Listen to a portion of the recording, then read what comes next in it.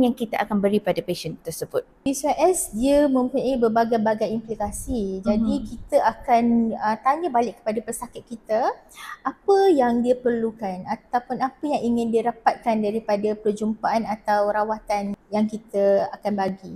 Sekiranya pesakit datang disebabkan oleh masalah period yang tidak teratur, kita akan mulakan pesakit dengan rawatan hormon supaya kitaran head pesakit lebih teratur.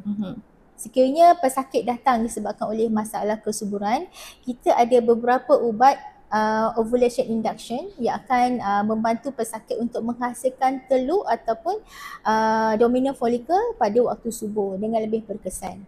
Yang ketiga, sekiranya pesakit itu mempunyai masalah kerintangan insulin ataupun metabolic syndrome ataupun diabetes mellitus, jadi kita akan counsel patients bersekali dengan doktor bahagian perubatan mengenai masalah tersebut dan kita akan bagi pesakit counselling bagaimana untuk mengurangkan kerintangan terhadap insulin seperti perubahan cara hidup dan sebagainya. Okey.